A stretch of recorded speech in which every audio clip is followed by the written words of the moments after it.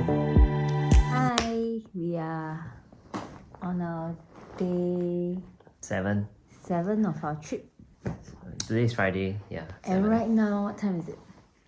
9:05. It's 9:05. We are in Florence, doing our day 2 in Florence, 7th day in Italy. So, how do you feel? Actually, it does feel like the time passed quite fast lah. So, how you found La Spezia and Modena? I think Las Vegas is very chill. So I think when we started this, like, I feel that this trip for the past 7 days, we went from the most chill place, I mean Rome aside, but Las Spezia and Cinque Terre is like super chill place. So not crowded at all, like very sparse, people just minding their own business and doing their thing. And then when we moved to Modena, it became a bit more also chill, but Modena has more, restaurants and a bit more tourists, I think. Like people go there to eat this and that. And then now in Florence, it's like, wow. It's like in the midday, you're just trying to avoid people trying to bang into people. Like people are banging into you, that kind of thing. Yeah, and the cars and the horses are also trying to bang into you. Yeah, and the motorcycle, and then the cyclists. And the cyclists. Yeah, it's like everybody is trying to avoid each other. This is a big city. A lot of people come here to visit the famous UNESCO sites, the art galleries, the cathedrals, experience its history, and a lot of offerings here, which is what I meant by the shops that are out there. It's really catered for tourists. So, okay, let's talk about your Maranello experience. When it was like a boys' amusement park, or rather a men's amusement park, where they turn back time and become boys again. So we visited 2 Ferrari museum, and are you very happy about it? It's good that we went to the Ferrari Museum in Modena first, then go to the Ferrari Museum in Maranello, because the Modena Museum, right, really pales in comparison to the Maranello one. The Modena one is like, you can actually finish it within It's like half an hour. Someone's private car collection. It's just a car exhibit lah. Yeah. Like maybe there's only about 10 cars available to see. So it's actually, you can finish it very fast. Then the Maranello one is like really like a full-scale museum. So, it's like when you talk about Ferrari, for example, you would think of F1. But the one in Modena, right, doesn't talk about F1 at all. It was just mainly focused on Enzo Ferrari and the fact that this used to be his house. Yeah. When people think of Ferrari, they think of the car brand. They don't... and the Modena one, maybe they purposely lah. So the Modena one really just talk about more on the person, like, and the development of the brand, but not so much on other things. So the museum part was pretty interesting. I'm not really very hardcore F1 or Ferrari fan, but I think it has enough things there that, okay, it's interesting, good to know, like engine, how they develop the engine, how it changed over the years, the different cars. So also go there, then 大开眼界, eye-opening experience. Yep. I think the main, of course, the fun part was the F1, the Ferrari drive. I think that the Ferrari that I drove was the Portofino, and it really felt like a car that you could drive every day. In terms of the comfort, in terms of the drivability, the suspension is not very stiff, the driving position is not very low, and you can ferry actually 4 people. May not be so comfortable behind, but because it's a 2-door car, right, a bit like the Sirocco, but you can ferry 4 people, so it's reasonably practical. It has a boot. I think it's an open top car, so it's like a cabriolet lah. Yeah, so but you can drive it with no need to drive it in cabriolet mode. So since you were the only person driving it during that trip, Can you describe how did it feel when you first stepped into the driver's seat? I think it This was is the first time you have been inside a Ferrari, yes. ready to go. As in, don't even talk about that. I mean, I've never been inside any Ferraris lah. Now my friend own Ferraris. I don't know anybody or I've not been inside. Never You don't sat have inside. an ex-girlfriend who drives a Ferrari. No. So sad to say, yeah lah. Yeah. So yeah. But basically never been inside. Never really come close to it. I was just telling her, it's like actually I think when I went in, I think I didn't know what to expect. I sat there, it feels good. Then the person is like coming to take some photos, and then finally when when the engine is started, it's like okay, it's like this is for real, that kind of thing. I was more focused on actually making sure that I'm because I don't know what to expect. So you're most focused on, I think, when you step on the accelerator, you don't crash into yeah. I think that was the main concern because the first thing I realized was, okay, after I adjusted my seat, right, I adjusted my side mirror, my left side mirror. It's a left-hand drive, so I adjusted left side mirror first, right? Then adjust my rear mirror, right? Next, right? Then when I look at my right side mirror, I'm like, oh GG, right side mirror totally cannot see the car at all. Only can see the side, which means I have a huge ass blind spot, right? And which also means that I don't know how far my right side of my car is from the curb or from another object on the side. Then the co-driver was like, oh, it's okay, don't worry, that mirror is for me. I'm like, okay, that's not how I was taught in Singapore, but so anyway, cool. they have someone to supervise him driving lah, just in case, he can't just rent the Ferrari out for 1 hour and just disappear. Yeah. So there's someone else in the car as well to help you navigate and to teach you how to use the car lah, basically. Yeah. So do you feel safe with him around? I mean, first, he looks very young, but I think as the drive went on, I realized that actually he's very observant and he's really very alert one. So he'll look out for the road condition, he'll look out for whether I'm drifting left, right, when I'm cornering, should I go more left or go more right, that kind of thing. So, and he's pretty chill and calm about it. It's not like he will keep talking or whatever, distract me or that kind of thing. So when I talk to him, he will engage me. But if I don't talk to him so much, he will really just let me focus and enjoy the drive, So I do think that overall he's actually a very good co-driver and driving instructor in that sense. And I felt very safe actually with him. I mean, he even look out for things like where's my hands position on the steering wheel. So anytime I move to like 10 and 2, right? Because Singapore driving center always 10 and 2. So sometimes subconsciously I'll just move to 10-2. But he will be like, okay, please stick to 9 and 3. And then he will keep saying that actually 9 and 3 is very important when that kind of thing lah. Better control. Yeah, right? yeah. So you were rather scared when you first get out, right?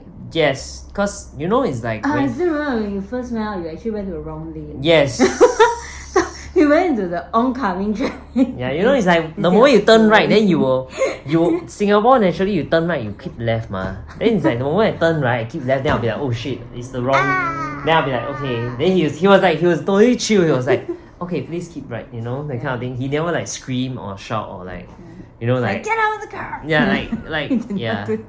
And then when I told him like, oh, it's my first time driving a Ferrari, and then first time driving in Italy, and then he was like, oh, okay, sure, no problem. It's not like he's like, oh, like, okay, like slow down now or something, like, okay, here's 10 things to take note of when you're driving in Italy, that kind of thing. Then so it's like he gives just enough information also to make sure that I can just do the job properly. How about when he first asked you to step on the accelerator, how do you feel? I was like, okay, like go how much, that kind of thing. So I also don't dare to really like floor. But okay, what I realized that when I floor the freaking, You really flawed. I got floor. I really stepped all the, there was All the way once to, lah. to The end, yeah. like when I really floor, I realized that there's a lot of sound like brrrr, then after that I didn't really feel the you know in the movie, right, when you then you like that kind of thing. But I think she was saying she can feel the Yeah, I felt it. thing lah. Yeah. Cause I'm okay when I floor, I'm not looking at the speedo ma. I'm flooring and I'm just looking at the road condition to make sure that I don't floor and then go over a hill and then Yeah. So another context is that because we rented the Ferrari for 1 hour, we are able to go up some mountainous roads. hill, I think. Yeah. Well, not really a mountain, it's a hill. Yeah. In More Maranello. countryside kind of. Yeah.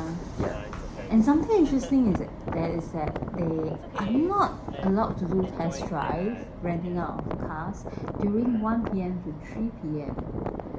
Oh, I didn't hear this. Yeah, because that's the siesta time, and they have some kind of agreement with the residents in the mountains that they won't go and create disturbance because when the car go past all their houses, it's really quite noisy. Yeah. I mean the Ferrari is mainly loud more than anything lah. Like even when you are going from 0 to 40, the moment you step on the thing, then you just go brrrr, that kind of thing. Yeah. So are you happy with having your once in a lifetime chance to drive a Ferrari? Yeah, I'm very happy. It's a very I think I think truly it's a once in a lifetime experience lah. But it's like strangely it just didn't feel as foreign as I thought it would have been. Yeah, because like driving is like second nature to him. No, what I meant is that because I never in my life have I ever driven a real sports car like a Ferrari, right? He always dream of driving a sports car. I got think about it before lah. But as I have told some of my friends before, actually my dream car was just my VW Sirocco, which I've already had it for 3 years and sold it, and so I don't really have a dream car that I'm looking forward to. You get me? It's not like my dream car has always been a Ferrari. I think I've always been curious about whether how would it be like driving a Ferrari versus like a Lambo, all those kind of cars in the category lah. And now I think in my life I think I have that question answered to say that okay, so now this, at least for the Portofino, it feels like that. So that's why initially I wanted you to take a higher specs car, and without me you just go, Yeah, because honestly, I don't enjoy it in a fast car. I really don't like being in a fast car.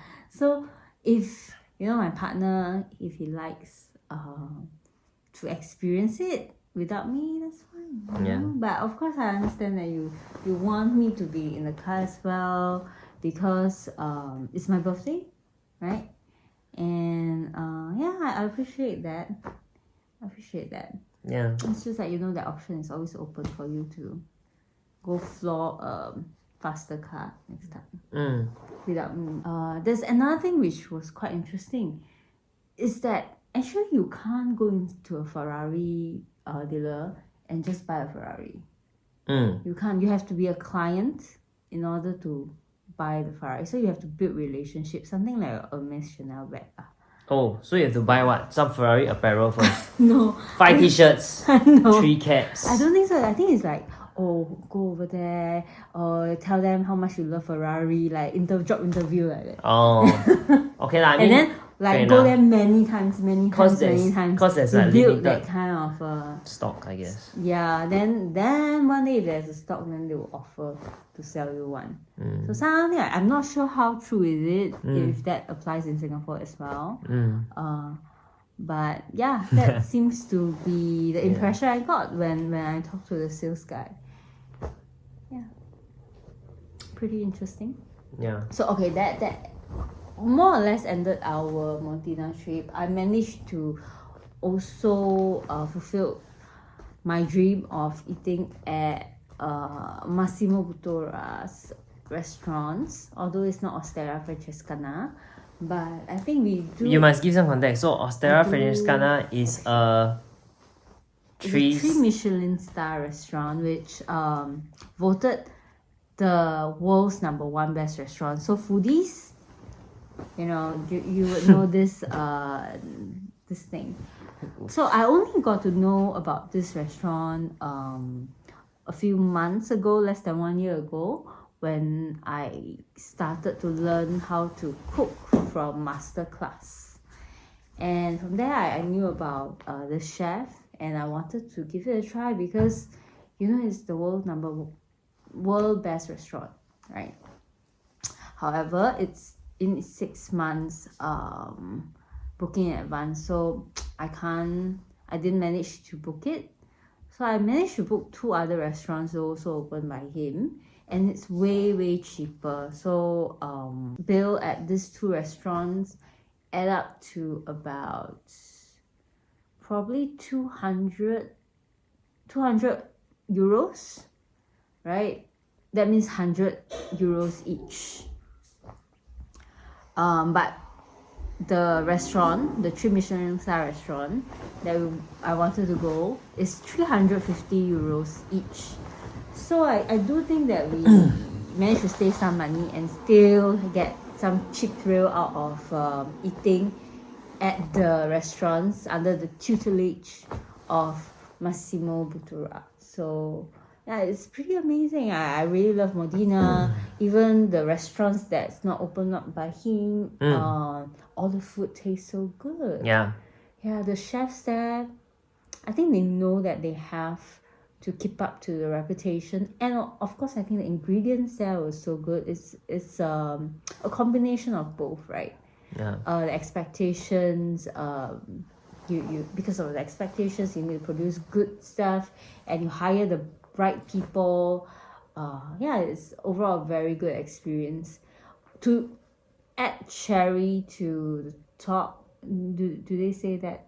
To the cake. To the cake, add cherry to the cake. We actually kind of bumped into the filming of this film called Ferrari. It's a Hollywood film. I was hoping to meet the actors, somehow bump into them on the streets, since I heard from the staff of the shops that they are there for filming for 3 months, right? So we bumped into them setting up the set for this Ferrari filming in front of this civic museum, right? And it was very exciting. We experienced roadblocks, road diversions, angsty people who refused to comply to roadblocks because of filming. We saw vintage Ferraris being driven into the city at pretty fast speed, I think, escorted by police motorbikes. So it's pretty amazing experience. I thought Modena really was surprisingly full of a lot of surprise. I can't find a better word for it. But yeah, it's full of so many surprises. And I think I really enjoyed my trip to Modena. I will go back there again. I wouldn't go back La Spezia, I think, because I think I've seen everything La Spezia could offer. But I don't think I finished eating all of Modena. Yeah. Agree. So that sums it up well. I think that let's close up our review for now, and after we complete our Florence leg and our Rome leg, maybe we'll do another one. Sure. Alright, good night everyone. Ciao.